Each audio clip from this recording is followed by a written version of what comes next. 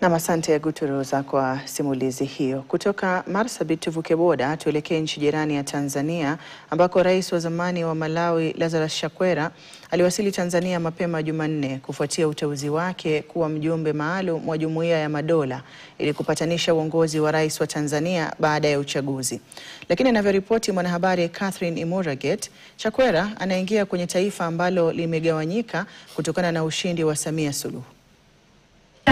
Kituo cha televisheni cha taifa la Tanzania kilitangaza kuwasili kwa rais wa zamani wa Malawi Lazarus Chakwera na kupokelewa na maafisa wa serikali.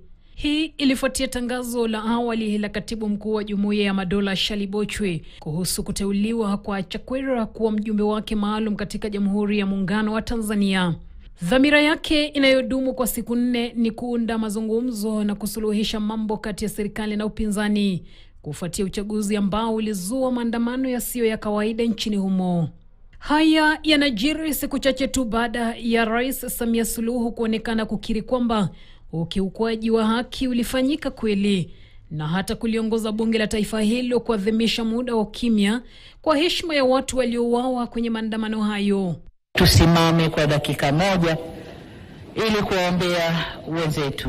Baadaye aliwasamehe maelfu ya vijana wanaokabiliwa na mashtaka ya uhaini na kutoa wito wa maridhiano. Pamoja na kuwa uchaguzi ulifanyika, kulitokeza vurugu za uvunjifu wa amani ambao ulisababisha uharibifu wa mali, kupoteza maisha na kuhatarisha usalama wa nchi.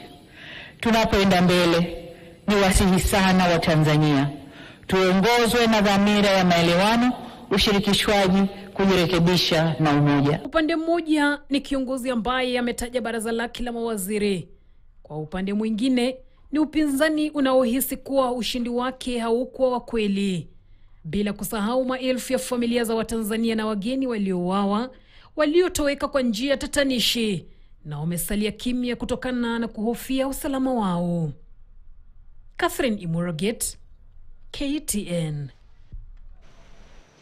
Mtazamaji, taarifa hiyo inatufikisha kikomo cha taarifa za KTN leo jioni hii ya leo. Shukran sana kwa kutazama kuanzia mwanzo hadi tamati mwa taarifa hizi. Nimekuwa wako hadi ya Mwasiwa na mwenzangu Pretty Janet amekuwa akitafsiri taarifa hizi kwa lugha ya ishara. Hadi wakati mwingine insha Allah, kwaheri.